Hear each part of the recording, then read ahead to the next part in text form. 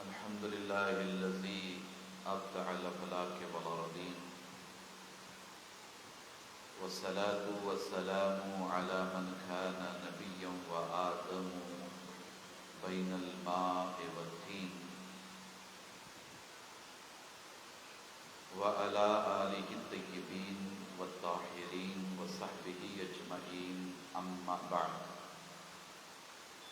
فقد قال الله تبارك وتعالى في القرآن الكريم: أعوذ بالله من الشيطان الرجيم، بسم الله الرحمن الرحيم. قل إن صلاتي ونسكي ومحياي ومماتي لله رب العالمين. آمنت بالله، صدق الله العظيم وصدق رسوله النبي الأمين الكريم، ونحن على ذلك لمن الشاهدين والشاكرين، والحمد لله رب العالمين. وقال في شان حبيبه الكريم عليه تحية والتسليم: إن الله وملائكته يصلون على النبي يا أيها الذين آمنوا صلوا عليه وسلموا تسليما. اللهم صل على سيدنا ومولانا محمد وعلى آل سيدنا ومولانا محمد، طب القلوب ودوائها، وعافية الأبدان وشفائها، ونور الأبصار وضيائها، وآله وصحبه دائما أبدا سرمدا. برادران ملت اسلامیہ و عزیزان گرامی قدر، اللہ تبارک و تعالی کا بے پناہ فضل و کرم اور حضور نبی اکرم صلی اللہ تعالی علیہ وآلہ وسلم کے نالین پاک کا تصدق، جن کی برکتوں اور عنایتوں سے ہم تمام اسلامی نئے سال کے پہلے مہینے میں، یعنی ماہ محرم الحرام میں جمعۃ المبارکہ کے موقع پر اللہ کے مقدس گھر میں حاضری کی سعادت سے بہرہ مند ہیں۔ اللہ تبارک و تعالی ہم سب کے مجتمع ہونے کو اپنی بارگاہ میں قبول فرمائے، اور جمعہ کی برکتوں اور رحمتوں سے ہم سب کو اور پورے عالم اسلام کو فیضیاب فرمائے۔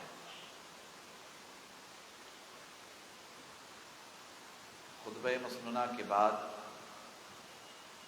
قرآن کریم کی ایک مشہور و معروف آیت کریمہ تلاوت کرنے کا شرف حاصل کیا ہوں، جس کا آسان، سلیس اور سمجھ میں آنے والا ترجمہ یہ ہے کہ اے حبیب مکرم صلی اللہ تعالی علیہ وآلہ وسلم، آپ فرما دیں کہ بے شک میری نماز، میری قربانی، میرا جینا، میرا مرنا اے اللہ تیرے لیے ہے، اور تو رب العالمین ہے۔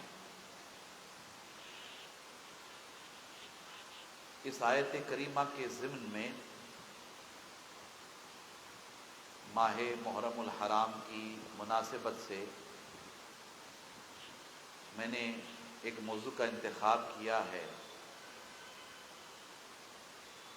کربلا کا پس منظر،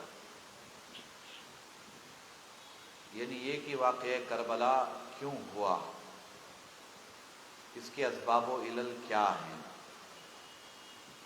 کس وجہ سے تاریخ کا بدترین واقعہ، ظلم و جبر و استبداد کا بدترین واقعہ، تاریخ انسانیت میں اس قدر حیوانیت کا مظاہرہ کسی نے نہ کیا ہوگا جس قدر حیوانیت کا مظاہرہ حضور نبی اکرم صلی اللہ تعالی علیہ وآلہ وسلم کا کلمہ پڑھنے والے بظاہر مسلمان نواسۂ رسول علیہ الصلاۃ والسلام کے ساتھ اور ان کی اولاد اور ان کے اور رفقا ان کے جانثار اور ان کے خاندان کے افراد کے ساتھ کیا ہے۔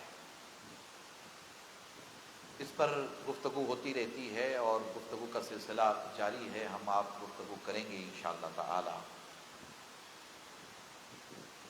جیسے ہی افق آسمان پر محرم الحرام کا چاند نمودار ہوتا ہے، عالم اسلام میں، صرف میں بر صغیر کی بات نہیں کر رہا ہوں، وطن عزیز کی بات نہیں کر رہا ہوں، عالم اسلام میں امام حسین علیہ السلام کی شہادت کے تذکرے اور آپ کی شہادت کے چرچے اور آپ کی شہادت کے واقعات اور اہل بیت اطہار کا تذکار جمیل بڑے اہتمام کے ساتھ کیا جاتا ہے۔ اور اللہ کے گھر میں بیٹھا ہوں، آپ بھی بیٹھے ہیں، کہ حج کے اجتماع میں لاکھوں کی تعداد میں لوگ جمع ہوتے ہیں۔ حج کے اجتماع میں مکہ مدینے میں، مینا، عرفات، مزدلفہ میں لاکھوں کی تعداد میں لوگ جمع ہوتے ہیں۔ ایسے ہی بڑی تعداد میں بالخصوص 10 محرم کے موقع پر اور پھر امام ہمام کے چہلم کے موقع پر کربلا معلیٰ میں بڑی تعداد میں گنتی شمار میں نہیں لا سکتا، بلکہ بہت بڑی تعداد میں، لاکھوں کی تعداد میں حج کا جو اجتماع ہوتا ہے، بتایا جاتا ہے کہ حج کا اجتماع اس کے برابر یہ کہ لاکھوں کی تعداد میں، یا دنیا میں حج کے اجتماع کے بعد سب سے بڑا اجتماع اگر کہیں ہوتا ہے تو وہ امام حسین علیہ السلام کی بارگاہ میں حاضری دینے والوں کا اجتماع ہوتا ہے۔ کربلا معلیٰ میں امام حسین کا اور آپ کے مزار پاک کا دیدار کرنے کے لوگ جمع ہوتے ہیں، وہ اجتماع سب سے بڑا اجتماع ہوتا ہے۔ ہم لوگ انشاءاللہ باذن اللہ مختصر سے وقت میں بہت سارے امور کا جائزہ لیں گے۔ میں آپ کی تھوڑی سی توجہ اس حساس موضوع کی جانب چاہوں گا اور میرا پیغام جہاں تک پہنچے سب سے توجہ کا طالب ہوں، اس لیے کہ کربلا کا پس منظر بہت کم بیان کیا جاتا ہے۔ ماں بعد کربلا اس پر گفتگو ہوتی ہے، کربلا کے بعد کیا ہوا، کربلا کے بعد کیسے حالات پیش آئے، وغیرہ وغیرہ، لیکن بہت کم علماء، بہت کم خطباء اور بہت کم مقررین، ہمارے یہاں اہل سنت میں بھی بہت کم ایسے علماء ہیں جو اس موضوع پر گفتگو کرتے ہیں۔ میں نے ایک سینسیٹیو ٹاپک کو چنا ہے، حساس موضوع کو چنا ہے، اس پر میں بڑی ذمہ داری کے ساتھ اور بہت ہی سوچ سمجھ کر کے الفاظ کا چناؤ کر کے انشاءاللہ تعالی اس موضوع پر تھوڑی دیر گفتگو کروں گا۔ اور یہ موضوع کے اعتبار سے بھی، سبجیکٹ کے اعتبار سے بھی بڑی اہمیت رکھتا ہے، اور دیکھنا یہ ہے کہ اس موضوع کو کون کتنا سمجھ پاتا ہے، کس قدر اس سے معلومات حاصل کرتا ہے۔ اسے جاننے کے لیے، اس موضوع کو سمجھنے کے لیے ہمیں تھوڑی سی تاریخ کا جاننا، تھوڑی سی تاریخ کا سمجھنا بے پناہ ضروری ہے۔ بالخصوص حضور نبی اکرم صلی اللہ تعالی علیہ وآلہ وسلم کے خانوادہ مبارکہ کی تاریخ، خانوادہ بنی ہاشم کی تاریخ، اور حضرت سیدنا ابراہیم خلیل اللہ علیہ الصلاۃ والسلام اور آپ کی اولاد کی تاریخ، اس کا جاننا سمجھنا ہمارے لیے بے پناہ ضروری ہے۔ سب سے پہلے تو آپ کو یہ معلوم ہونا چاہیے کہ یہ مکہ مکرمہ ہے، مدینہ منورہ ہے، حجاز ہے، یا ہم عرب کے اعتبار سے اسے جانتے ہیں، جزیرۃ العرب کے اعتبار سے اسے جانتے ہیں۔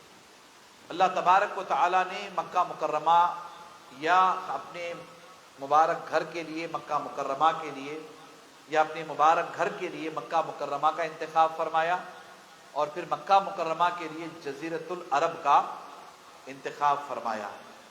یہ دنیا کا آپ نقشہ اٹھا لیں، دنیا کا آپ نقشہ پیش کریں، جو طالب علم ہیں وہ اچھی طرح جانتے ہیں، اور جغرافیہ وغیرہ کے جو مطالعہ کرنے والے ہیں انہیں اچھی طرح سے پتہ ہے کہ جیسے کہ ہم بیجاپور میں ہیں، تو بیجاپور میں ایک سٹی سینٹر ہوتا ہے، چاروں طرف سے مطلب ہے کہ بیجاپور کی فصیل ہوتی ہے، اور اس کا ایک سٹی سینٹر ہوتا ہے، مرکزی نقطہ ہوتا ہے۔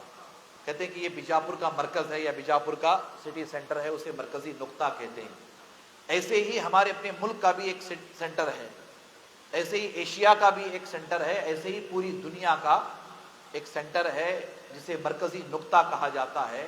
تو پوری دنیا کا نقشہ سامنے رکھیے، تو پوری دنیا کا نقشہ سامنے رکھنے کے بعد پوری دنیا میں جو مرکزی شہر یعنی سینٹر پوائنٹ ہونے کا شرف اگر کسی شہر کو حاصل ہے تو اللہ تعالیٰ نے مکہ مکرمہ کو وہ شرف عطا فرمایا ہے۔ یہ دنیا کا مرکز ہے، یعنی بالکل سینٹر پوائنٹ ہے دنیا کا۔ یہ جغرافیہ کے جو اسٹوڈنٹ ہیں، طلباء ہیں، وہ جانتے ہیں، جو اس کے اسکالرس ہیں وہ اچھی طرح سے جانتے ہیں۔ بات آ گئی تو میں نے آپ کے سامنے پیش کر دیا۔ اس کا محل وقوع بڑا شاندار ہے۔ اللہ نے اس کا جو انتخاب فرمایا ہے وہ مرکزی حیثیت سے مکہ مکرمہ کا انتخاب فرمایا۔ اس کے توجہ کریں کہ ایشیا، یورپ اور افریقہ کے وسط میں، ایک طرف ایشیا، ایک طرف یورپ اور ایک طرف افریقہ ہے، بالکل اس کے سینٹر میں مکہ مکرمہ ہے، جزیرۃ العرب اور مکہ مکرمہ ہے۔ اور اس کی جو سیاسی پوزیشن ہے، سیاسی حیثیت ہے مکہ مکرمہ کی یا جزیرۃ العرب کی، تو اس میں جنوب کی جانب سلطنت حبشہ اس زمانے میں تھی، اور پھر اس کے بعد مشرق کی جانب سلطنت فارس، اور اس کے بعد شمال کی جانب سلطنت روم۔ یہ مطلب ہے کہ یہ تین بڑی سلطنتیں اس زمانے کے تین سپر بڑے پاور تھے، سپر پاور، تین بڑے سپر پاور تھے۔ یہ مکہ مکرمہ کے اطراف و اکناف اور ایشیا، یورپ اور افریقہ کا میں نے تذکرہ کیا، تو اس سے متعلق یہ بڑی حکومتیں تھیں، بڑی سلطنتیں تھیں۔ اب یہاں پر ایک بات قابل غور ہے کہ اللہ تبارک و تعالیٰ نے مکہ مکرمہ کو بالکل دنیا کے سینٹر میں رکھا، اور یہ تین بڑے بر اعظم اس سے بالکل قریب رکھے، ایشیا، یورپ اور افریقہ، یہ تین بڑے بر اعظم اس سے قریب رکھے۔ مقصد یہ تھا، بلکہ اللہ تعالیٰ کے فیصلے ہماری سمجھ میں یہ آتے ہیں کہ اللہ تبارک و تعالی مکہ مکرمہ میں اپنے آخری نبی کو پیدا کرنے والا ہے۔ اللہ علیم و خبیر ہے، اپنے آخری نبی کو مکہ مکرمہ میں پیدا کرنے والا ہے، اور یہیں سے اسلام کا نور پوری دنیا میں پہنچانا ہے، یہیں سے اسلام کی دعوت پوری دنیا میں پہنچانا ہے، یہیں سے اسلام کا پیغام پوری دنیا میں پہنچانا ہے۔ تو اس کے لیے اللہ تبارک و تعالیٰ نے مکہ مکرمہ کا انتخاب فرمایا، اور ایسے شاندار طور پر انتخاب فرمایا کہ حضور علیہ السلام کی آمد سے قبل بانی کعبہ، ابو الانبیاء، جن کی نسلوں میں انبیاء پیدا ہوئے، نبی پیدا ہوئے، حضرت ابراہیم خلیل اللہ کو بھی اور آپ کی اولاد کو بھی خانہ کعبہ سے، مکہ مکرمہ سے جوڑا۔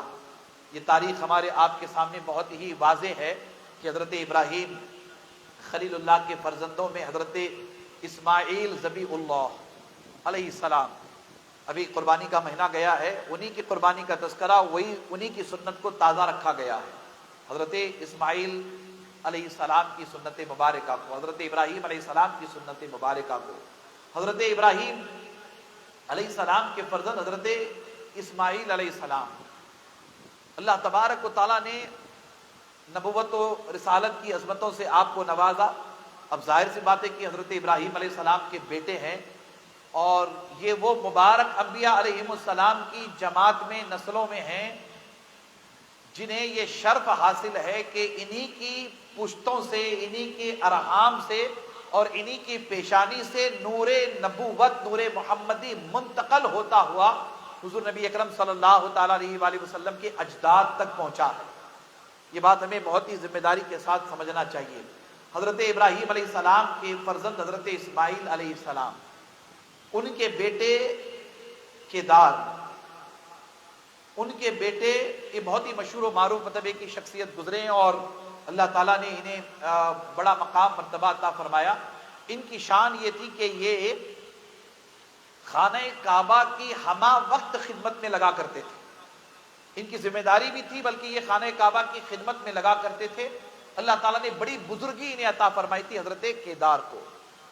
پھر اس کے بعد ان کے بیٹے حضرت عدنان، یہ بڑی باروب شخصیت تھی حضرت عدنان کی، اور ایسی مطلب ہے کہ باروب شخصیت کی بڑا نورانی چہرہ اور اللہ تعالیٰ نے بڑی زبردست شخصیت آپ کو عطا فرمائی تھی، اور آپ ایک نہیں بلکہ کئی کمالات کے حامل و مالک تھے، حضرت عدنان۔ پھر ان کی اولاد میں چند پشتوں کے بعد حضرت قسی بہت بڑے مرتبے کی بزرگ گزرے ہیں، بہت بڑے اللہ والے اور بہت بڑی شخصیت گزری ہے۔ یہ بہت ہی جاہ و جلال کے حامل و مالک تھے، اور اللہ تبارک و تعالیٰ نے آپ کو بھی بڑی خوبیوں کا حامل و مالک بنایا تھا، اور بہت ہی بڑی باروب شخصیت جس کو کہتے ہیں، بڑی باروب شخصیت تھی۔ اللہ تبارک و تعالیٰ نے انہیں یہ مقام و مرتبہ عطا فرمایا۔ پھر ان کے بعد ان کے بیٹے حضرت عبد مناف، پھر عبد مناف کے بیٹے حضرت ہاشم۔ یہ سلسلہ مطلب ہے کہ یہاں حضرت ہاشم تک تو بات آ جاتی ہے تو ہم سمجھ جاتے ہیں، تو یہ سلسلہ حضرت ابراہیم علیہ السلام کا، حضرت اسماعیل علیہ السلام کا، پھر ان کے فرزندوں کے بعد حضرت ہاشم تک یہ سلسلہ پہنچتا ہے، حضرت ہاشم تک۔ حضرت ہاشم یہ حضور نبی اکرم صلی اللہ تعالی علیہ وآلہ وسلم کے پردادا ہیں۔ یہ کون ہے؟ حضور نبی اکرم صلی اللہ تعالی علیہ وسلم کے پردادا ہیں حضرت ہاشم۔ اور یہ اچھی طرح سے اس بات کو سمجھنا ہے کہ ایک اوپر بڑی شخصیت گزری ہے، فہر بن مالک، انہی سے مطلب یہ کہ یہ شاخیں نکلی ہیں، ان میں سے قریش، انہی کی اولاد کو قریش کہا جاتا ہے۔ اور یہ حضور نبی اکرم صلی اللہ تعالی علیہ وآلہ وسلم کے اجداد میں سے ہیں۔ حضور کے والد بزرگوار کا سلسلہ بھی قریش سے جا کر کے ملتا ہے، اور آپ کی والدہ ماجدہ سیدہ آمنہ سلام اللہ علیہا کا بھی سلسلہ جا کر کے قریش خاندان سے ملتا ہے۔ یہ تاریخی پس منظر میں اس لیے بیان کر رہا ہوں کہ یہاں سے کئی شاخیں نکلی، کئی برانچز نکلی، ان میں خاص طور پر ایک بنی ہاشم ہے اور ایک بنو امیہ ہے۔ یہ شاخیں نکلی، ان میں سے خاص کر کے بنو ہاشم اور بنو امیہ۔ یہ بنو ہاشم اور بنو امیہ کا تعارف میں اس حوالے سے کرانا چاہتا ہوں کہ یہ بنی ہاشم ہیں، یہی وہ مبارک افراد ہیں اس خاندان کے، یا حضرت ہاشم جن کے بیٹے حضرت عبد المطلب ہیں، ان کے بیٹے حضرت عبداللہ ہیں، اور ان کے شہزادے حضور نبی اکرم صلی اللہ تعالی علیہ وآلہ وسلم ہیں۔ تو یہ سلسلہ حضرت ہاشم کا ہماری سمجھ میں آتا ہے۔ اور کربلا کے حوالے سے جب ہم تذکرہ کرتے ہیں، بالخصوص یزید پلید کا تذکرہ کرتے ہیں، تو یزید کا نام آتا ہے، پھر اس کے بعد اس کے دادا کا نام آتا ہے ابو سفیان کا، پھر اس کے بعد یہ سلسلہ آگے بڑھ کر کے امیہ تک جاتا ہے۔ یہ امیہ اوپر ہوا، پھر اس کے بعد حضرت ہاشم ہوئے۔ تو یہ ان کے درمیان اس زمانے سے، یعنی کہ حضور علیہ السلام کے پردادا کے زمانے سے دونوں قبیلوں میں جنگ ہوا کرتی تھی، یا دونوں قبیلوں میں اختلافات ہوا کرتے تھے، یا دونوں قبیلوں میں تعلقات صحیح نہیں تھے۔ اس کی وجہ یہ تھی کہ پورے عرب میں توجہ کرنا ہے، پورے عرب میں اللہ تبارک و تعالیٰ نے بنی ہاشم کو یا ہاشمی گھرانے کو جو عزت، مقام، مرتبہ عطا فرمایا تھا، شان و شوکت عطا فرمائی تھی، اور خانہ کعبہ کی تولیت یا خانہ کعبہ کی نگرانی، خانہ کعبہ کی خدمت، اس کے علاوہ بڑی بڑی شخصیتیں اس خاندان میں پیدا ہوتے رہے، باروب شخصیات اس خاندان میں پیدا ہوتے رہے۔ اللہ تبارک و تعالیٰ نے اس خاندان کو جو شان و شوکت اور عزت عطا فرمائی تھی، اسی عزت کا حسد تھا بنو امیہ میں۔ یہ بات خاص طور پہ دھیان میں رکھیے گا، میں تذکرہ کر رہا ہوں یزید کے پردادا کا، بلکہ اس کے بھی دادا کا تذکرہ کر رہا ہوں۔ یہ ہمیشہ سے ان کو پرابلم رہی، حضور نبی اکرم صلی اللہ علیہ وسلم کے گھرانے سے، آپ کے خانوادے سے، آپ کی فیملی سے، آپ کی فیملی کے افراد سے، اہل بیت اطہار سے ہمیشہ پرابلم رہی۔ تو معلوم کیا ہوا کہ یہ کربلا کا جو معاملہ ہے یہ ایسے ہی نہیں ہوا ہے، میں بار بار کہتا ہوں یہ ایسے ہی نہیں ہوا ہے، بلکہ یہ اختلاف بنی ہاشم کا اور بنو امیہ کے درمیان کا ہے۔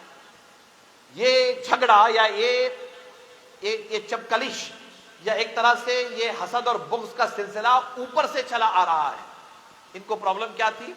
ان کو پرابلم یہ تھی کہ بنی ہاشم کو اللہ نے اتنی عزت کیوں دی۔ بنو امیہ کو پرابلم کیا تھی؟ بنی ہاشم ہاشمی گھرانے کو اللہ تبارک و تعالیٰ نے اتنا بڑا مقام کیوں دیا؟ عرب کے سارے لوگ انہی کو مانتے، عرب کے سارے لوگ انہی کو تسلیم کرتے، انہی کے آگے جھکتے، عرب انہی کو اپنا پیشوا مانتا ہے، انہی کے فیصلے حتمی فیصلے ہوتے، خانہ کعبہ کی تولیت ان کے پاس ہے، خانہ کعبہ کی چابی ان کے پاس ہے، اور یہ سارے عرب میں سب سے زیادہ محترم، سب سے زیادہ محتشم، سب سے زیادہ مکرم مانے جاتے حضرت ہاشم۔ اللہ اکبر، یہ حضور کے بولیے پردادا ہے، حضور نبی اکرم صلی اللہ علیہ وسلم کے کیا ہے؟ بولیے پردادا ہے، انعام یاد رکھیے گا۔ اور اللہ تبارک و تعالیٰ نے حضرت ہاشم کو ایسی شان عطا فرمائی تھی، ایسی شوکت عطا فرمائی تھی کہ یہ بڑے مہمان نواز تھے۔ ویسے عرب تو مہمان نواز ہوتے ہی ہیں، مگر یہ بھی بڑے مہمان نواز تھے، سب سے بڑے مہمان نواز تھے، اور اتنے بڑے مہمان نواز تھے کہ اس زمانے میں عرب میں قحط پڑا، مکہ مکرمہ میں خاص طور پر قحط پڑا۔ ہم لوگ اپنی زبان میں برگال کہتے ہیں، انگریزی میں ڈاٹ کہتے ہیں۔ قحط پڑا، سوکھا پڑ گیا، کھانے پینے کے لالے اب پڑ گئے، اور بڑے عجیب و غریب حالات بن گئے۔ تو ایسے حالات میں اللہ تبارک و تعالیٰ نے حضرت ہاشم کو بہت نوازا بھی تھا، آپ کے پاس اللہ کا دیا سب کچھ تھا۔ تو حضرت ہاشم نے اس زمانے میں جہاں سب کے پاس کھانے پینے کے سامان ختم ہو گئے تھے، ایک عرصے تک حضرت ہاشم نے اپنے جیب خاص سے اپنا پیسہ خرچ کر کے حضرت ہاشم مکہ مکرمہ والوں کو اور مکہ میں آنے والوں کو بڑی ذمہ داری کے ساتھ 2 وقت کھانا کھلایا کرتے تھے، 2 وقت کھانا کھلایا کرتے تھے۔ اور ہاشم کہتے کسے؟ ہاشم کہتے ہیں روٹی کو دال میں یا شوربے میں بھگو کر کھلانے والے، ہاشم اس کو کہتے ہیں۔ اس زمانے سے یہ مشہور ہو گئے، یعنی کہ یہ بھوکوں کو کھانا کھلانے والے، ان کی شان کیسی ہے؟ یہ بھوکوں کو کھانا کھلانے والے۔ اللہ اکبر، یہیں سے ہاشمی گھرانے کی بنیاد پڑی، بھوکوں کو کھانا کھلانے والے۔ حضرت ہاشم کی سیرت آپ پڑھیں گے تو شان اللہ نے ایسی عطا فرمائی تھی کہ یہ اپنی جائیداد بیچ کر کے، اپنا روپیہ خرچ کر کے بھوکوں کو کھانا کھلاتے تھے۔ اور ایسے وقت میں بھوکوں کو کھانا کھلایا جس وقت وہاں قحط پڑا ہوا تھا۔ یہ حضور نبی اکرم صلی اللہ تعالیٰ علیہ وآلہ وسلم کے جد بزرگوار کا میں تذکرہ کر رہا ہوں، آپ کے پردادا کا۔ اس زمانے میں حسد تھا انہیں زیادہ بنو امیہ کو کہ انہیں اتنا بڑا مقام کیوں، انہیں اتنا احترام کیوں کیا جاتا ہے، ان کی تعظیم کیوں کی جاتی ہے، انہیں اس قدر عزت کیوں دی جاتی ہے۔ تو پہلی بات تو بنیادی ہمارے سمجھ میں یہ آ گئی کہ بنی ہاشم اور بنو امیہ کے درمیان اختلاف کی بنیاد حسد ہے۔ اختلاف کی بنیاد کیا ہے؟ حسد ہے۔ پھر یہ سلسلہ آگے بڑھا تو میں آپ کو کیا بتاؤں، یہاں چل کر کے چند باتیں جو آپ کو ہمیں جاننا ضروری ہے، اس پر ہماری آپ کی توجہ بھی ہونی چاہیے، اور توجہ اس حوالے سے کہ حضرت ہاشم ہیں اور حضرت ہاشم کے بیٹے حضرت عبد المطلب، یہ بھی بڑی معروف شخصیت ہے۔ نور نبوت حضرت ہاشم سے ان کی پیشانی میں منتقل ہوا، ان کی پشت میں منتقل ہوا۔ حضرت عبد المطلب حضور نبی اکرم صلی اللہ تعالیٰ علیہ وآلہ وسلم کے دادا ہیں، آپ کے دادا ہیں۔ حضرت عبد المطلب کے کئی بیٹے گزرے، ان میں اللہ تبارک و تعالیٰ نے اپنے محبوب صلی اللہ تعالیٰ علیہ وآلہ وسلم کے والد بزرگوار کی حیثیت سے حضرت عبداللہ کا انتخاب فرمایا۔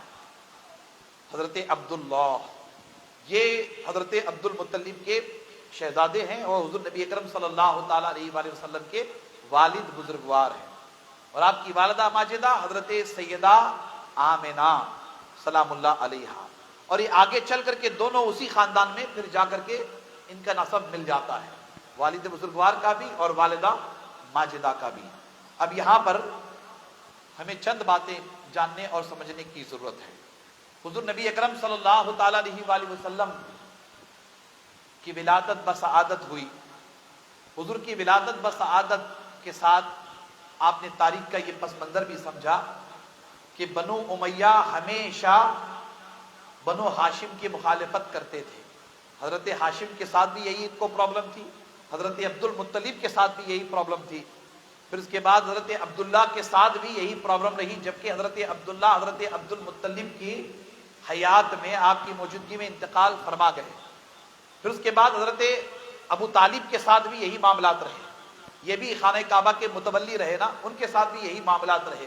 اور پھر اب حضور نبی اکرم صلی اللہ تعالی وسلم کی ولادت بسعادت ہوئی، تو حضور کی ولادت بسعادت سے یہ خبر بڑی مشہور تھی کہ عبداللہ کا بیٹا آمنہ کا نور نظر علیہ الصلوۃ والسلام بڑے کمالات کے حامل و مالک ہیں۔ بچپن سے ہی حضور نبی اکرم صلی اللہ علیہ وسلم کی شان و شوکت کے چرچے تھے۔ ہم لوگ حضور کے میلاد پاک کے موقع پر بہت ساری باتیں سناتے رہتے، سنتے رہتے، بچپن سے بڑے چرچے تھے کہ یہ بچہ بڑا کرامتی بچہ ہے، یہ شہزادہ بڑا نورانی ہے، مہر العقول واقعات اس کے بچپن میں ہی ظاہر ہوتے ہیں، یہ بچہ بڑا عجیب و غریب ہے، یہ بچہ بڑی شان والا ہے، یہ بچہ بڑی عظمت والا ہے، وغیرہ وغیرہ۔ بچپن سے ہی حضور نبی اکرم صلی اللہ تعالیٰ علیہ وآلہ وسلم کی عظمتوں کے چرچے تھے بچپن سے ہی۔ تو حضور نبی اکرم صلی اللہ علیہ وسلم کے ان چرچوں سے بھی حسد تھا بنو امیہ کو۔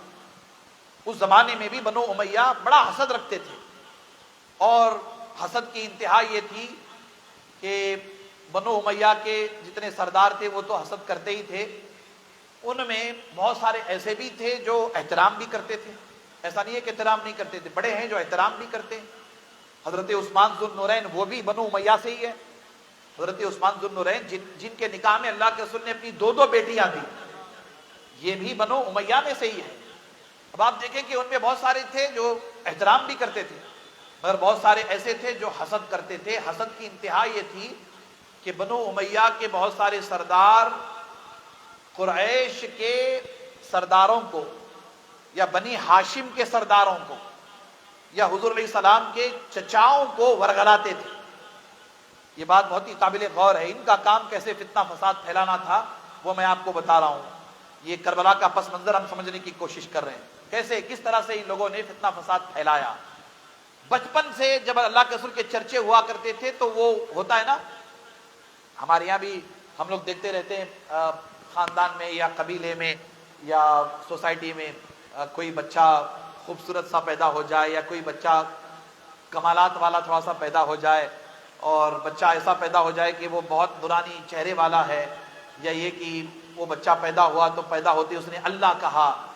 اس طرح کی بہت ساری باتیں آتی ہیں بچپن میں، مطلب ہے کہ وہ کلمہ پڑھتا ہے بچپن میں، دیکھیے صاحب وہ انگلی ایسے کلمے کی انگلی اٹھاتا ہے، ایسے بہت ساری چیزیں مشہور ہوتی ہیں۔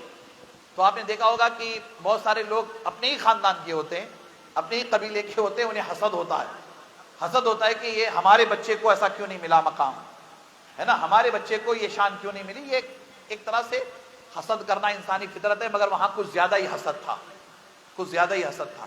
تو یہ بار بار تانے بھی دیتے تھے، چونکہ حضور علیہ السلام یتیمی کی حالت میں پیدا ہوئے، آپ کی ولادت سے قبل آپ کے والد بزرگوار کا انتقال ہوا، پھر چند سالوں کے بعد والدہ ماجدہ کا انتقال ہوا، تو یہ تانے دیا کرتے تھے، مگر ان لوگوں کو اس کی خبر نہیں تھی۔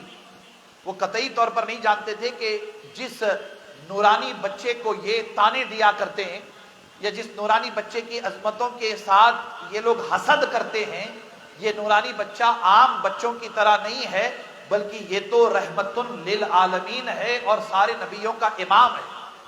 ان لوگوں کو اس کی خبر نہیں تھی، مگر حسد تھا، حسد تھا۔ اور حسد کا اس کی انتہا کیسے ہوئی؟ 25 سال کی عمر میں آپ نے نکاح فرمایا ام المومنین سیدہ خدیجہ سلام اللہ علیہا سے۔ اب یہ بھی بڑا دلچسپ واقعہ ہے، اور یہاں آپ کو سمجھنا ہے، اللہ کے رسول صلی اللہ علیہ وسلم کی عمر مبارکہ 25 سال کی ہے، اور ام المومنین کی عمر مبارکہ 40 سال کی ہے، اور آپ ودوا اور بیوہ ہیں، ہے نا، ودوا اور بیوہ ہیں۔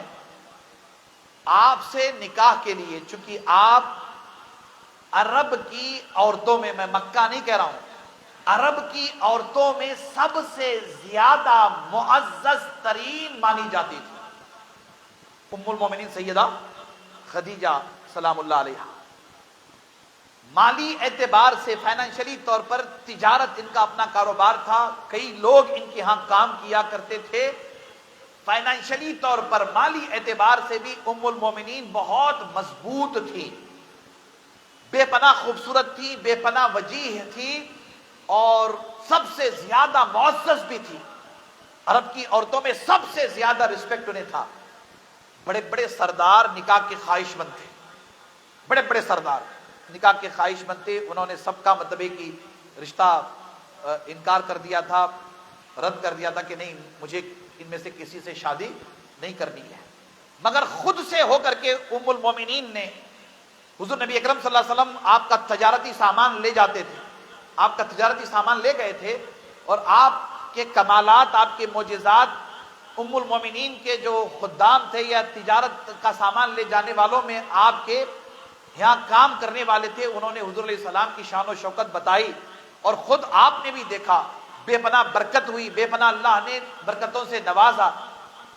تو اللہ تبارک و تعالیٰ نے آپ کے دل میں حضور علیہ السلام سے متعلق رشتے کا ایک جذبہ پیدا فرمایا. پھر یہ رشتہ اللہ تبارک و تعالیٰ نے ایسے جوڑا کہ 40 سال کی آپ ہے، 25 سال کی عمر مبارکہ اللہ کے رسول صلی اللہ علیہ وسلم کی ہے، نکاح ہو گیا. میں آپ کو بتا رہا ہوں کہ نکاح اپنی جگہ ہے، مگر حسد جو کام کر رہا تھا، حسد یہ کام کر رہا تھا کہ ہم لوگوں نے بھی مطلب ایک پیغام بھیجا تھا، ہم لوگوں نے بھی رشتہ بھیجا تھا، ہم میں سے کسی کا رشتہ قبول نہیں کیا گیا اور ایک یتیم کا رشتہ قبول کر لیا گیا، جس کے مالی حالات اچھے نہیں ہیں اس کا رشتہ قبول کر لیا گیا، بڑے بڑے سرداروں کا رشتہ قبول نہیں کیا. ذرا غور سے سنیے میں جو کہہ رہا ہوں آپ سے، قبول نہیں کیا. یہ بھی حسد وہاں پر ظاہر ہونے لگا. پھر اس کے بعد آپ دیکھیں حضور نبی اکرم صلی اللہ تعالیٰ علیہ وآلہ وسلم کی عمر مبارکہ کم و بیش 35 سال کی ہے. اس موقع پر خانہ کعبہ ابھی آپ نے اعلان نبوت نہیں فرمایا تھا، غالباً 30-35 سال کی عمر مبارکہ ہے. خانہ کعبہ کی تعمیر کا کام شروع ہوا اور اس موقع پر خانہ کعبہ کی دیواریں وغیرہ بنی، حجر اسود کو رکھنے کی بات آئی. بڑا مشہور واقعہ ہے، میں نے بار بار سنایا آپ کو.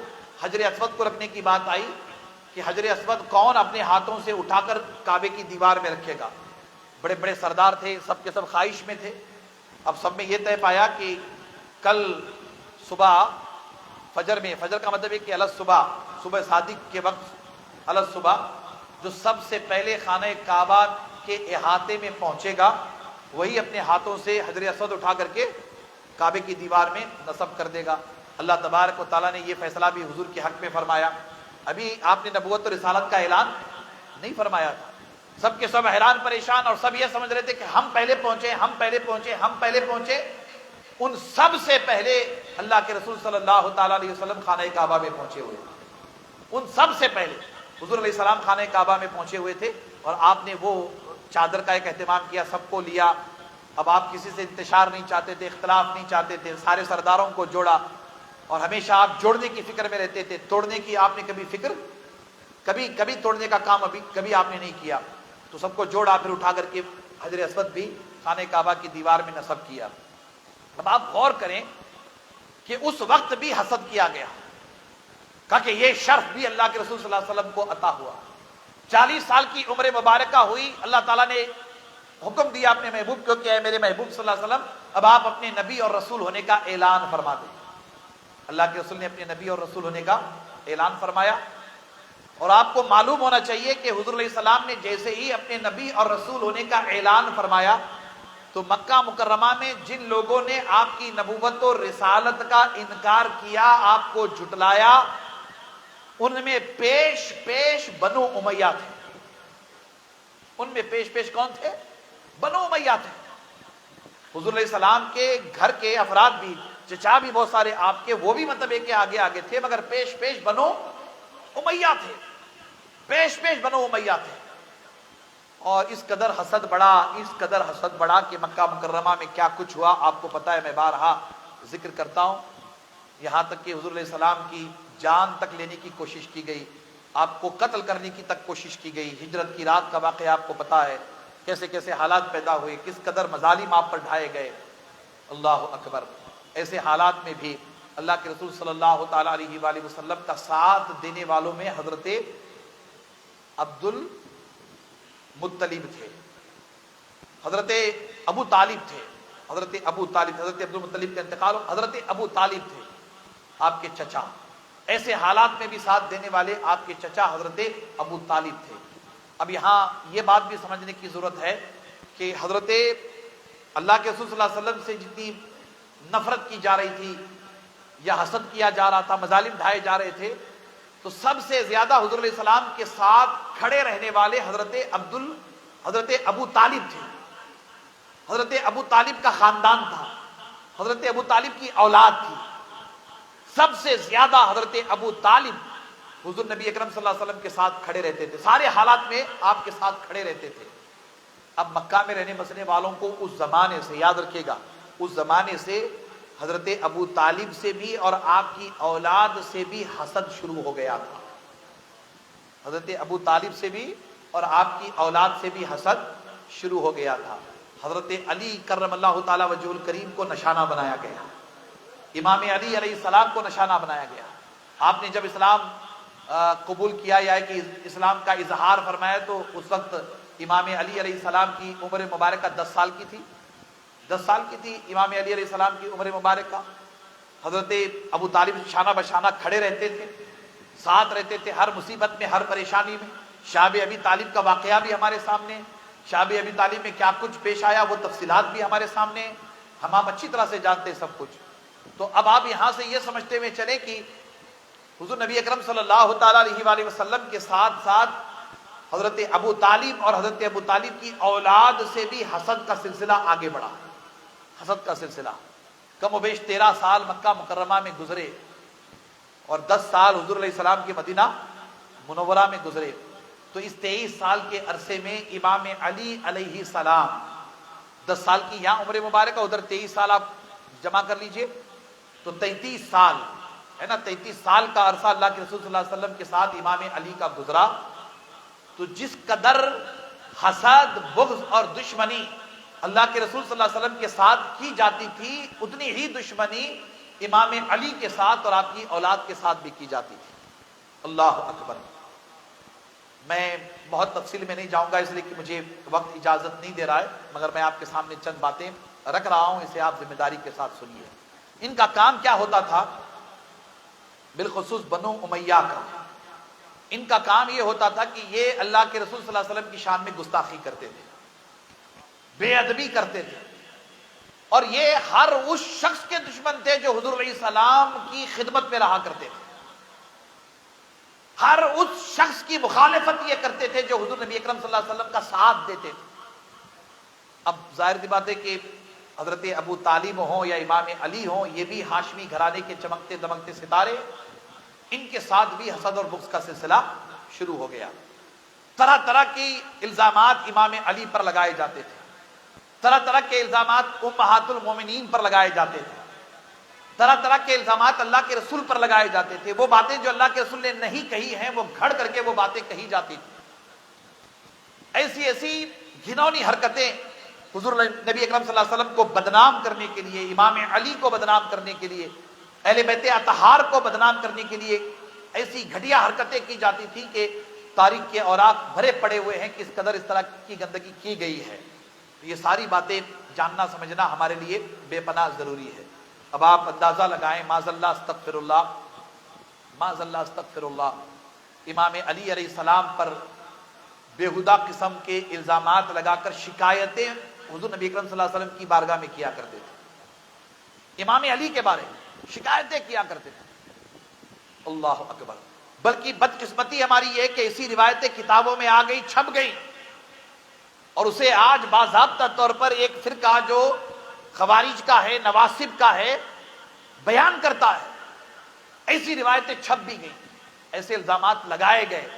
میں ان الزامات کی طرف نہیں جانا چاہتا ہوں، بس آپ کو بتانا چاہتا ہوں کہ اللہ کے رسول صلی اللہ علیہ وسلم کو اس سے تکلیف ہوتی تھی۔ حضور نبی اکرم صلی اللہ علیہ وسلم بے پناہ تکلیف محسوس کرتے تھے، بے پناہ تکلیف محسوس کرتے تھے امام علی کی شکایت پر، امام علی علیہ السلام کی بارگاہ میں گستاخی اور بے ادبی پر۔ اب آپ ذرا غور کریں، حضور نبی اکرم صلی اللہ تعالی وسلم کا معاملہ یہ تھا امام علی سے محبت کے حوالے سے کہ یہ لوگ آ کر کے جب حضور کی بارگاہ میں شکایت کرتے تھے تو اللہ کے رسول صلی اللہ علیہ وسلم جواب نہیں دیتے تھے، ایسا بٹھا کر کے مجلس میں جواب نہیں دیتے تھے، بلکہ اللہ کے رسول سارے صحابہ کو مسجد نبوی میں جمع کرتے تھے، جمع کر کے ممبر پہ کھڑے ہو کر منبر رسول پہ کھڑے ہو کر سارے صحابہ کو جمع کر کے حضرت علی کی شان و عظمت کا دفاع کرتے تھے. حضرت علی کی شان و عظمت کا دفاع کرتے تھے کہ ظالمو تم میرے علی کے بارے میں یہ کہتے ہو، میرا علی ایسا نہیں ہے، تم غلط ہو، میرا علی صحیح ہے، تم غلط ہو، میرا علی اعلیٰ عرفہ ہے. اللہ اکبر. حضور نبی اکرم صلی اللہ تعالی علیہ وسلم دفاع کرتے تھے امام علی علیہ السلام کا. تو پتہ کیا چلا کہ یہ حسد اور بغض کا معاملہ امام علی کے ساتھ بھی آگے بڑھتا گیا، اور مکہ مکرمہ میں جیسے حالات پیدا ہوئے، ہجرت کر کے آپ کو مدینہ منورہ آنا پڑا. مدینہ منورہ میں بھی اللہ کے رسول صلی اللہ علیہ وسلم کو تکلیف دی گئی، آپ کے خانوادے کو تکلیف دی گئی. بڑے عجیب و غریب حالات مدینہ منورہ میں پیدا کیے گئے ہجرت کے بعد. اور پھر آپ آگے بڑھے. ایسا انتشار اختلاف پیدا کرنے کی آخری وقت تک بنو امیہ نے کوشش کی. ایک طرف یہود سے بھی ہاتھ ملاتے تھے، نصارہ سے بھی ہاتھ ملاتے تھے، کفار مشرکین کو ساتھ تھے ہی تھے، یہ سب انہی میں سے تھے، ساتھ لے کر کے کوئی نہ کوئی سازش کرتے ہی تھے. بڑے عجیب و غریب حالات ان لوگوں نے پیدا کیے تھے. میں پھر کسی موقع پر بہت تفصیل میں جا کر کے گفتگو کروں گا. بس آپ کو میں بڑی تیزی کے ساتھ آگے بڑھ کر کے اس موضوع کی طرف متوجہ کرانا چاہتا ہوں، کربلا کے پس منظر کی طرف، کہ حضور نبی اکرم صلی اللہ تعالی علیہ وآلہ وسلم نے جان لیا تھا. عالم الغیب اللہ تبارک و تعالیٰ نے علم غیب کی، عالم الغیب نے آپ کو علم غیب کی دولت عطا فرمائی. علم غیب کے خالق و مالک نے آپ کو غیب کا علم جاننے والا بنایا ہے. اللہ کے رسول صلی اللہ علیہ وسلم کو پتا تھا کہ آگے کیا ہونے والا ہے، کیسے حالات پیدا ہونے والے ہیں، حضور جانتے تھے. تو صحابہ کو بٹھال کر کے اللہ کے رسول صلی اللہ تعالی علیہ وآلہ وسلم امام علی کے فضائل بیان کرتے تھے. حضرت علی کے فضائل، اہل بیت کے فضائل، سیدہ کے فضائل، امام حسن کے فضائل، امام حسین کے فضائل بیان کرتے تھے. اللہ اکبر. محدثین فرماتے ہیں کہ جتنے فضائل اللہ کے رسول صلی اللہ علیہ وسلم نے اہل بیت اطہار کے بالخصوص امام علی کے بیان فرمائے ہیں، اتنے فضائل اللہ کے رسول نے کسی کے نہیں بیان فرمائے، کسی کے نہیں بیان فرمائے. آپ سوچیں گے کہ کیوں اتنی تعریف کی ہوگی امام علی کی؟ اللہ کے رسول نے اتنی تعریف کیوں کی ہے؟ جیسا کہ میں نے کہا کہ اللہ کے رسول غیب جاننے والے سارے نبیوں کے سردار ہیں. آپ کو پتا تھا کہ امت میں ایسے لوگ پیدا ہوں گے جو امام علی کی مخالفت کریں گے، ان کی اولاد کی مخالفت کریں گے. امام علی سے دشمنی کریں گے، ان کی اولاد سے دشمنی کریں گے. امام علی کا بغض اپنے دل میں پیدا کریں گے، ان کی اولاد کا بغض اپنے دل میں پیدا کریں گے. اسی لیے اللہ کے رسول صلی اللہ علیہ وسلم نے ارشاد فرمایا حضرت علی کے چہرے پاک کو دیکھ کر کہ اے علی، مومن کبھی آپ سے دشمنی نہیں کرے گا اور منافق کبھی آپ سے محبت نہیں کرے گا. یہ کہہ کر کے آپ نے اتمام حجت کر دیا، اتمام حجت کر دیا کہ جس دل میں علی کا حسد اور بغض ہوگا وہ مومن ہو ہی نہیں سکتا. جس دل میں علی کی دشمنی ہوگی وہ مسلمان نہیں ہو سکتا. آپ علیہ الصلوۃ والسلام نے فیصلہ فرما دیا، اور پھر یہ بھی خوشخبری سنا دی، یہ بھی خوشخبری سنا دی کہ جس دل میں امام علی علیہ السلام کی محبت کا چراغ روشن ہوگا وہ کبھی منافق نہیں ہو سکتا، وہ کبھی منافق نہیں ہو سکتا. آپ نے یہ خوشخبری بھی سنا دی. حضور نبی اکرم صلی اللہ تعالی علیہ وآلہ وسلم نے صحابہ کے درمیان اہل بیت کے فضائل وغیرہ بیان فرمائے. اب آپ کو میں حضور کی حیات ظاہری میں جو کچھ ہوا اس تفصیل میں میں نہیں جاؤں گا، پھر کبھی انشاءاللہ میں آپ کو سناؤں گا. ایسے بہت سارے واقعات ہوئے، بہت سارے واقعات ہوئے. آپ اندازہ لگائیں اور غور کریں کہ ان لوگوں کا کام حضور کی اہل بیت کی شان میں گستاخی کرنا ہوتا تھا. امام علی کے علاوہ ام المومنین حضرت عائشہ صدیقہ کو بھی ان لوگوں نے نشانہ بنایا تھا، بالکل الگ طریقے سے نشانہ بنایا تھا. الزامات لگاتے تھے، جھوٹی جھوٹی باتیں منسوب کرتے تھے. میں وہ الفاظ یہاں دہرانا نہیں چاہتا ہوں، میں وہ الفاظ دہرانا نہیں چاہتا ہوں. اللہ اکبر. بڑی منظم سازش تھی اور بہت ہی منصوبہ بندی کے ساتھ یہ لوگ اس کام میں لگے رہے. اللہ اکبر. پھر اس کے بعد مکہ فتح ہونے کا موقع آیا. تو مکہ فتح ہونے کے بعد مکہ فتح ہونے کے بعد ان میں سے بہت ساروں نے اسلام قبول کیا. بنو امیہ میں سے بہت ساروں نے اسلام قبول کیا. یہ بات دھیان میں رکھیے گا کہ فتح مکہ سے پہلے کے صحابہ کی شان و عظمت الگ ہے. فتح مکہ کے بعد جو ایمان لائے ان کا معاملہ الگ ہے. صحابہ کی شان و عظمت کے بیان کے ساتھ ساتھ فتح مکہ کے بعد جو ایمان لائے انہیں احادیث کی زبان میں طلقاء کہا جاتا ہے. طلقاء کہا جاتا ہے. وہ بھی ایمان لائے. ہم اہل سنت و جماعت اس بات کے پابند ہیں کہ ہم میں سے کوئی اس بات کی اجازت نہیں رکھتا کہ حضور نبی اکرم صلی اللہ علیہ وسلم کے کسی صحابی کے شان میں گستاخی اور بے ادبی کرے. ہم سارے صحابہ کو واجب التعظیم مانتے ہیں، چاہے فتح مکہ سے پہلے کے ہوں چاہے فتح مکہ کے بعد کے ہوں. ہاں یہ اور بات ہے کہ تذکرہ کرنا نہیں کرنا ایک الگ چیز ہے. تذکرہ کرنا نہیں کرنا ایک الگ چیز ہے، مگر یہ کہ سارے صحابہ حضور کے واجب التعظیم ہیں. یہ بات دھیان میں رکھیے گا، سارے صحابہ واجب التعظیم ہیں. اب ان طلقاء میں بڑی تعداد بنو امیہ کی ہے. ان طلقاء میں بڑی تعداد بنو امیہ کی ہے اور انہی میں سے یزید پلید کا دادا بھی ہے. اب انہیں پہلے مطلب ہے کہ ابو سفیان کہا جاتا تھا، پھر وہ ایمان لائے تو اس کے بعد حضرت ابو سفیان کہا جانے لگا. آپ کے یعنی یہ کہ ایمان لانے کے بعد اس نام سے یاد کیا جاتا ہے، احترام کیا جاتا ہے، جیسے کہ میں نے کہا کہ ہر صحابی کا احترام ہونا چاہیے. اب آپ دیکھیں کہ آخری وقت تک ان لوگوں کی کوشش کیسی رہی. مدینہ منورہ میں حضور نبی اکرم صلی اللہ علیہ وسلم کا وصال مبارک ہوا. اللہ کے رسول صلی اللہ علیہ وسلم کا 63 سال کی عمر مبارکہ میں وصال ہوا. اب سارے صحابہ مشورہ کر رہے ہیں. امام علی کی عمر مبارک 35 سال کی ہے، 33 سال کی ہے، 33 ایئرس 33 سال کی ہے. اب آپ سے عمر میں بڑے وہاں حضرت صدیق اکبر ہیں، فاروق اعظم ہیں، حضرت عثمان ذو النورین ہیں، اور بھی بڑے بڑے صحابہ ہیں، مہاجرین میں بھی انصار میں بھی. اب حضور کے وصال ظاہری کے ساتھ ظاہر سی بات ہے کہ اب اسلامی ریاست کا امیر اور خلیفہ کون ہوگا، امیر المومنین کون ہوگا، خلیفۃ المسلمین کون ہوگا. یہ بات بہت ہی غور سے سنیے گا. اس کے لیے مشورہ شروع ہوا. اب مشورہ شروع ہوا تو ظاہر سی بات ہے کہ جو بھی کام سنت رسول کے مطابق کیا جاتا ہے، میں اس کا بار بار ذکر کرتا ہوں، وہ مشورے سے ہی کیا جاتا ہے. مشورہ کرنا یہ سنت رسول ہے. صحابہ کو جمع کیا گیا، مجلس شورا تھی، ان میں مطلب ہے کہ مشورہ ہونے لگا کہ اب کسے خلیفہ بنایا جائے. کوئی اللہ کے رسول نے وصیت نہیں فرمائی تھی کہ میرے بعد ابو بکر ہوں گے، ان کے بعد عمر ہوں گے، ان کے بعد عثمان ہوں گے، ان کے بعد علی ہوں گے، ان کے بعد امام حسن ہوں گے. ایسا کوئی معاملہ نہیں ہے. یہ بات دھیان میں رکھیے گا. یہ بہت ذمہ داری سے میں عرض کر رہا ہوں آپ کی خدمت میں. کوئی ایسی واضح طور پر جسے کہتے ہیں نا کہ حکم یا نصیحت یا وصیت، اس طرح کی باتیں نہیں تھی، بلکہ علامتیں ظاہر ہوئی تھی. جیسے حضور علیہ السلام بیمار ہو گئے تو حضرت صدیق اکبر آگے بڑھ کر نماز پڑھاتے تھے. حضور کی طبیعت صحیح نہیں ہے تو حضرت صدیق اکبر آگے بڑھ کر کے مصلی پر امامت فرماتے تھے. ایسی علامتیں بہت ساری ظاہر ہو گئی تھی. وہ مشورے کے بعد سارے معاملات طے کرنا ہوتا تھا. اب آپ آگے بڑھیں اور اسے سمجھیں کہ بنو امیہ نے وہاں کتنا بڑا فتنہ پیدا کرنے کی کوشش کی. جب مشورہ چل رہا تھا تو حضرت صدیق اکبر کی بات آئی، صدیق اکبر کا نام آیا تو صدیق اکبر کی بات آئی تو یہ بنو امیہ امام علی کے پاس آئے. ان میں خاص طور پر ابو سفیان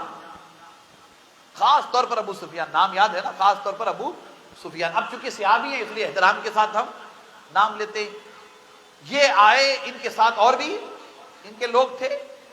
انہوں نے حضرت علی کرم اللہ تعالی وجہ الکریم سے یہ کہا کہ خلافت کے حقدار تو آپ ہیں، خلافت کے حقدار تو آپ ہیں. اب آپ غور کیجئے کہ عمر بھر مخالفت کرتے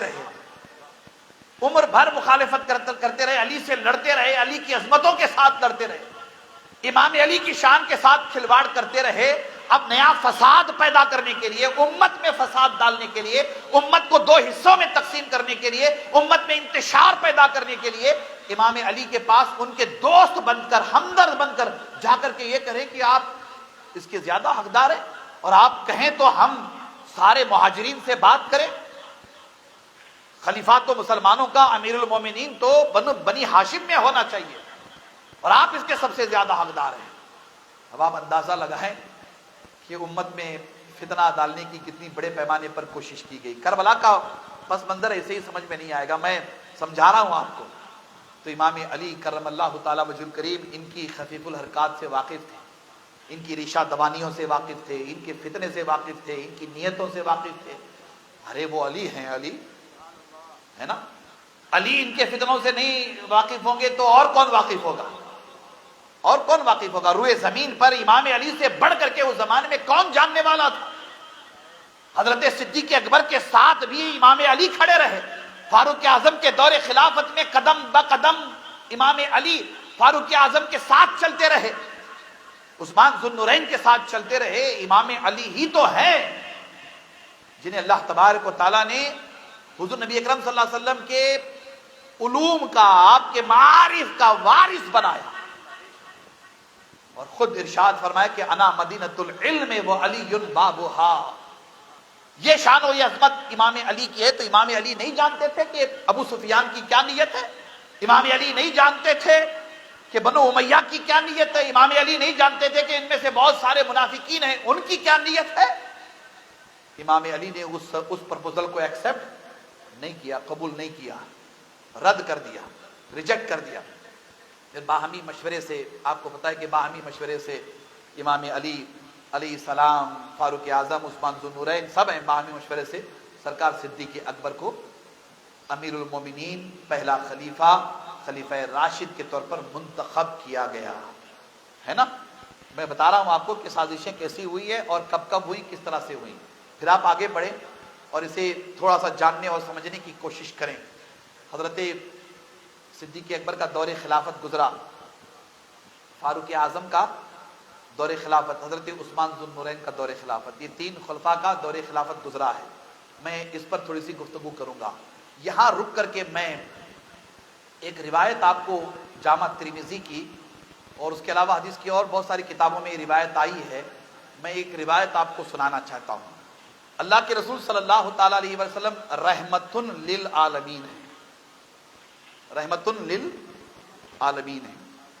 آپ نے یہی درس دیا کہ نفرت کسی سے مت کرو، محبت سب سے کرو، انسانیت کا احترام کرو، انسانیت سے محبت کرو، گناہگار ہو، نیکوکار ہو، امیر ہو، غریب ہو، چھوٹا ہو، بڑا ہو، سب سے محبت کرو، سب کو ایک نگاہ سے دیکھو۔ یہی تعلیمات ہے نا اللہ کے رسول صلی اللہ علیہ وسلم کی۔ چھوٹوں کے ساتھ شفقت کرو، بڑوں سے محبت کے ساتھ پیش آؤ، ان کا احترام کرو۔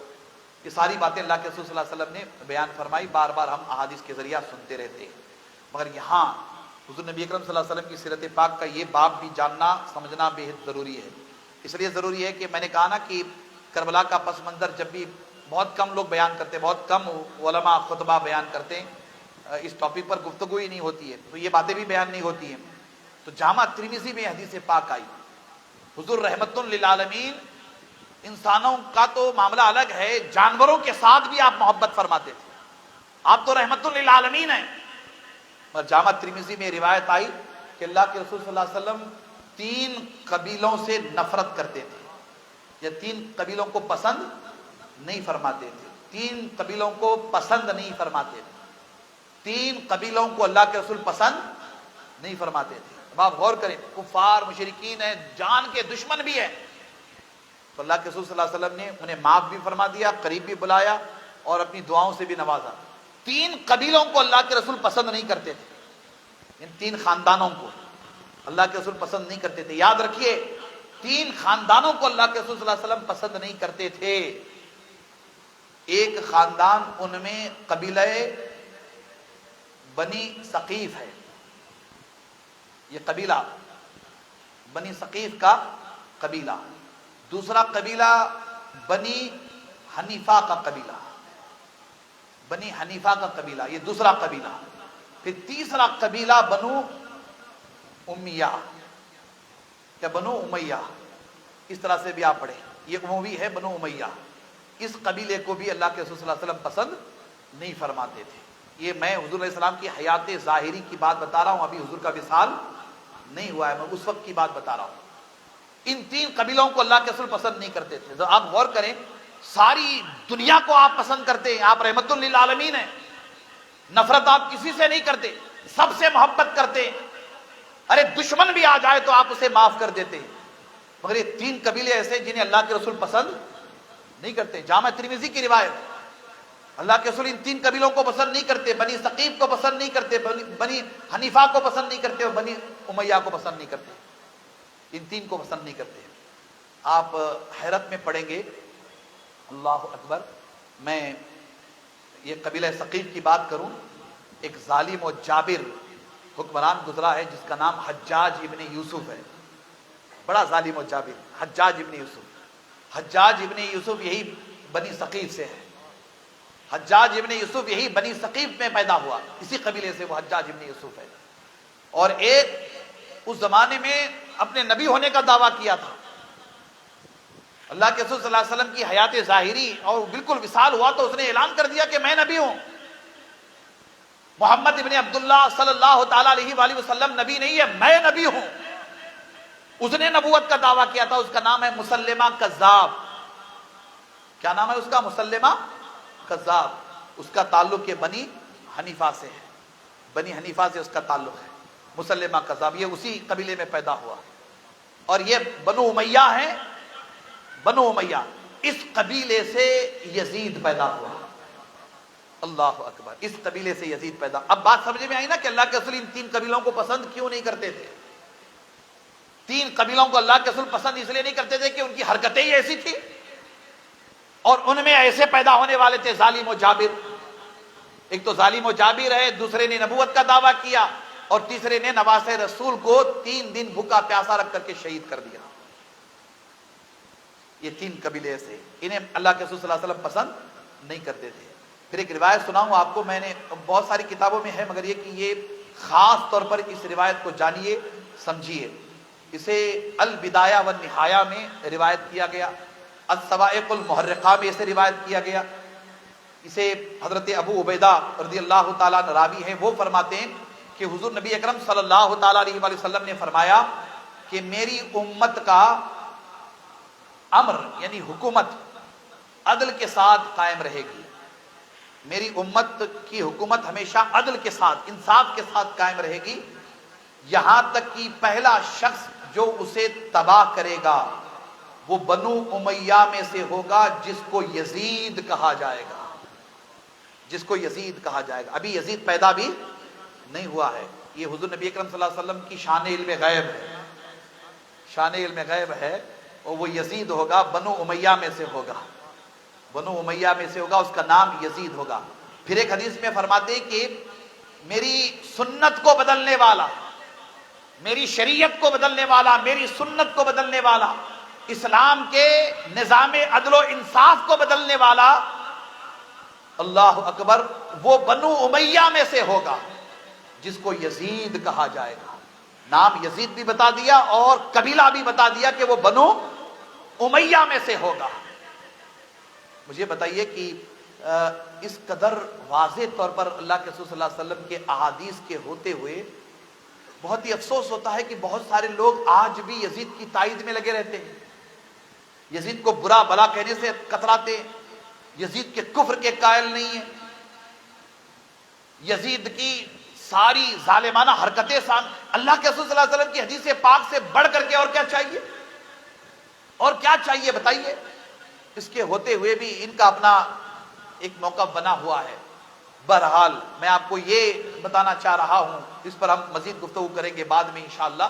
میں آپ کو یہ بتانا چاہ رہا ہوں کہ ابھی یزید پیدا نہیں ہوا ہے، مگر اس کے پیدا ہونے سے پہلے یہ کس قدر خراب ہوگا، بدمعاش ہوگا، کس قدر ظالم و جابر ہوگا، اور کس قدر حضور نبی اکرم صلی اللہ علیہ وسلم کی سنتوں کو بدلنے والا ہوگا، کس قدر حضور علیہ السلام کی شریعت کو بدلنے والا ہوگا، وغیرہ وغیرہ۔ یہ ساری چیزیں اس کے پیدا ہونے سے پہلے ہی اللہ کے رسول صلی اللہ علیہ وسلم نے سب کو بتا دیا تھا، صحابہ کو بتا دیا تھا، صحابہ کے سامنے یہ ساری باتیں آ گئی تھیں۔ اب یہ سلسلہ حسد اور بغض کا آگے بڑھا، اللہ اکبر۔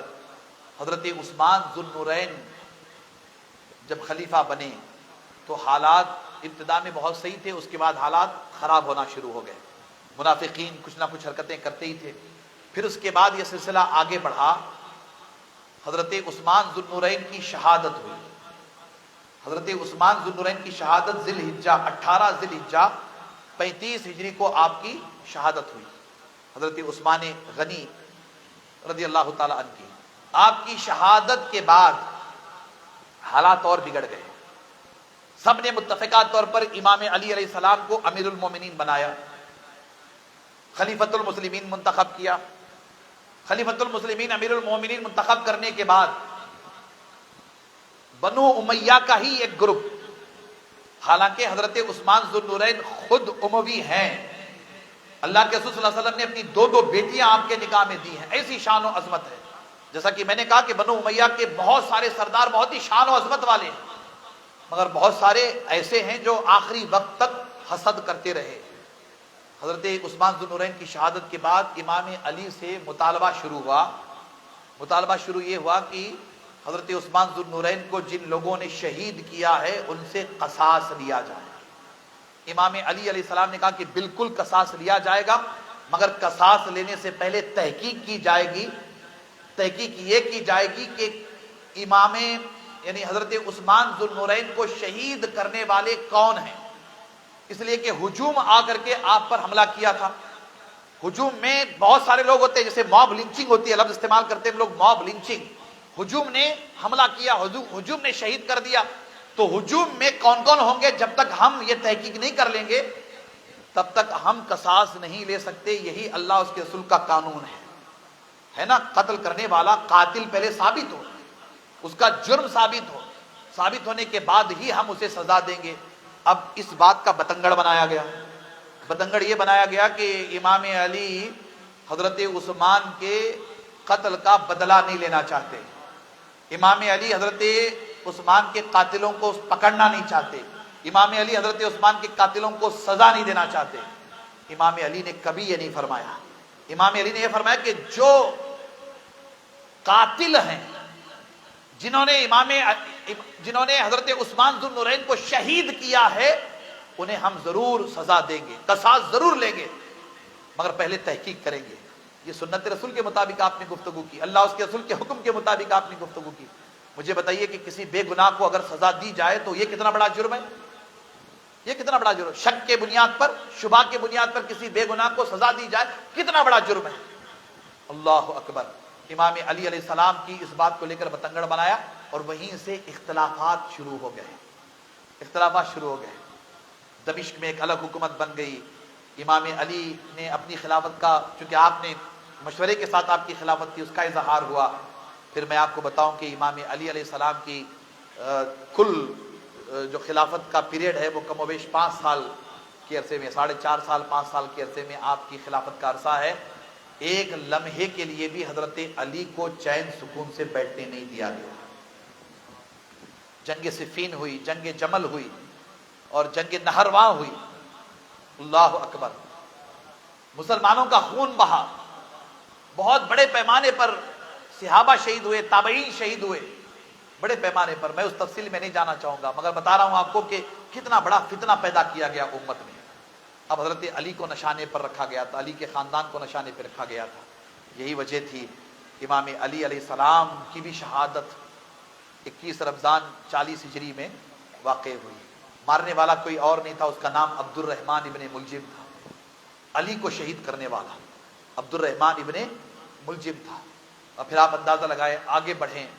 امام علی کی شہادت کے بعد امام حسن مجتبیٰ کے ساتھ بڑی زیادتی ہوئی. آپ خلیفہ مسلمین منتخب ہوئے، مگر یہ کہ آپ کو بھی چین سکون سے بیٹھنے نہیں دیا گیا. 6 مہینے کے بعد آپ عمر خلافت سے دستبردار ہو گئے. کہا کہ مجھے خلافت امامت نہیں چاہیے، آپ اپنے پاس رکھ لیجئے، آپ اپنا کام کرتے رہیے. آپ نے بالکل دستبرداری کا اعلان کر دیا. مگر کیا بتایا آپ کو، امام حسن مجتبیٰ اللہ اکبر. چھوٹی عمر آپ کی، بہت چھوٹی عمر تھی امام حسن مجتبیٰ کی. امام حسن مجتبیٰ کو زہر دے کر کے شہید کر دیا گیا. زہر دے کر کے شہید کر دیا گیا آپ کو. اور الزام معاذ اللہ استغفر اللہ، آج بھی بہت سارے جاہل قسم کے مولوی، ان پڑھ قسم کے مولوی اور جھوٹی روایتیں لا کر کے وہ الزام امام حسن علیہ السلام کی زوجہ، آپ کی بیوی پر، آپ کی زوجہ محترمہ پہ ڈالتے ہیں. استغفر اللہ رب من کل ذنب واتوب الیہ. ہم تو یہ کسی گناہگار کے بارے میں بھی نہیں سوچ سکتے. یہ تو امام حسن مجتبیٰ کی زوجہ محترمہ ہیں، یہ بھی شرارت انہی ظالموں نے کی ہے، یہ بھی شرارت انہی ظالموں نے کی ہے۔ اور امام حسن مجتبیٰ کی جب شہادت ہوئی تو آپ اندازہ لگائیں کہ امام حسن مجتبیٰ نے یہ وصیت فرمائی تھی کہ میرے انتقال کے بعد مجھے میرے نانا کے قدموں میں قبر کی جگہ دی جائے، مجھے میرے نانا کے قبروں میں قبر کی جگہ دی جائے۔ اللہ اکبر۔ امام حسین علیہ السلام گئے ام المومنین حضرت عائشہ صدیقہ کے پاس، ابھی آپ بقید حیات تھی، گئے، جا کر کے آپ نے گزارش کی تو ام المومنین نے اجازت دے دی، کہا یہ تو نواسہ رسول ہے، ان کے لیے کون منع کر سکتا ہے، کون منع کر سکتا ہے، نواسہ رسول ہے، ان کے لیے کون منع کر سکتا ہے، بالکل ان کی تدفین کے لیے اجازت ہے، اس لیے کہ وہ دار عائشہ ہے رضی اللہ تعالی عنہا، اجازت دے دی۔ مگر اس وقت مروان مدینے کا گورنر تھا، یہ خبیث شیطان، یہ ملعون مدینے کا گورنر تھا، اس نے آ کر کے مزاحمت کی اور یہ کہا، جھوٹی بات کہی، یہ بھی جھوٹی بات کہی، یہ کہا کہ نہیں امام حسن مجتبیٰ علیہ السلام کو روضہ رسول میں دفنانے کی اجازت نہیں دی جا سکتی، اس لیے کہ حضرت عثمان کی جب شہادت ہوئی تھی تو اس وقت امام حسن نے حضرت عثمان کو روضہ رسول کے اندر دفن ہونے سے روکا تھا۔ یہ بھی جھوٹی بات کہی، بالکل جھوٹی بات کہی، اس کی کوئی مطلب ہے کہ اصل نہیں، یہ بھی بات گھڑی۔ اب بدقسمتی سے یہ ساری باتیں کتابوں میں آ گئی ہیں، منافقین یہود و نصارہ نے یہ سازشیں کر کے ساری باتیں کتابوں میں لا لی ہیں۔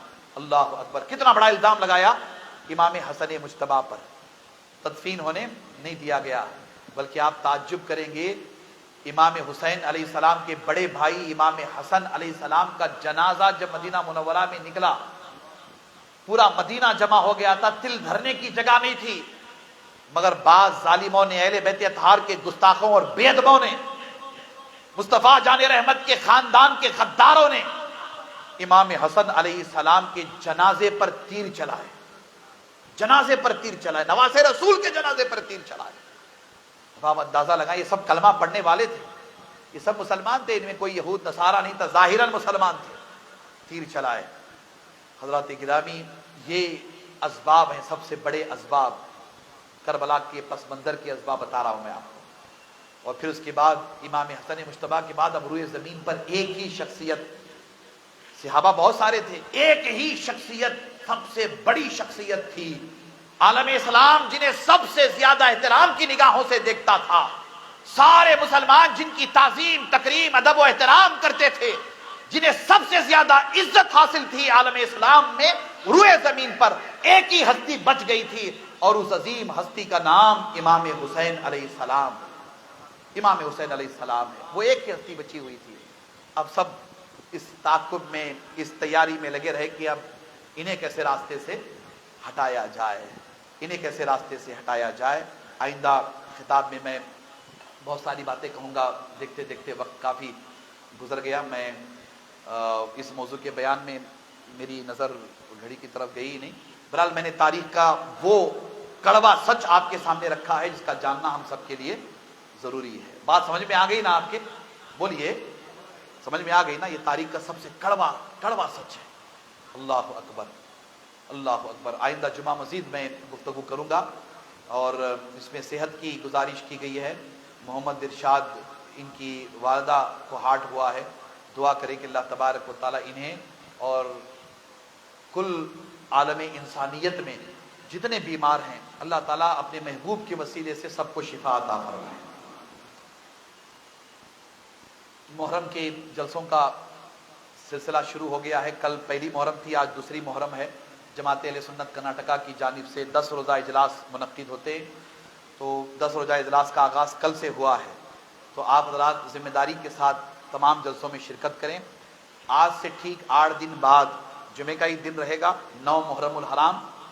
9 محرم الحرام جمعے کے دن، جمعے کی نماز کے بعد سے لے کر کے عصر تک، مغرب تک، خانقاہ ہاشمی میں میرے پاس جو امام حسین علیہ السلام کے موئے مبارک ہیں اس کی زیارت کرائی جائے گی۔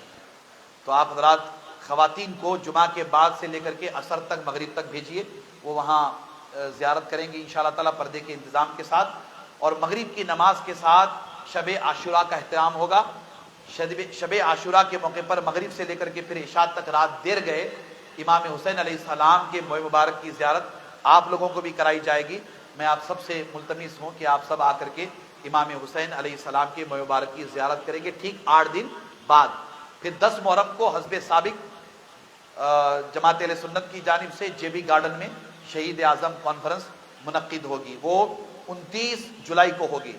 آئندہ جمعہ بھی مزید ہم اعلان کریں گے، ابھی سے آپ تیاری میں لگیں اور دوست احباب وغیرہ سب کو مطلع کریں۔ ایسے ہی جامعہ فاطمۃ الزہرا البتول اور جماعت اہل سنت کرناٹکا کی خواتین کی جو ونگ ہے اس کی جانب سے شہر بھر میں مجالس امام حسین منعقد ہو رہی ہیں خواتین کے، ان مجالس میں بھی آپ اپنی خواتین کو بھیجیں، وہ بھی اس میں شرکت کریں اور ہماری معلمات عالمات بیانات کریں گی، ان سے استفادہ کریں۔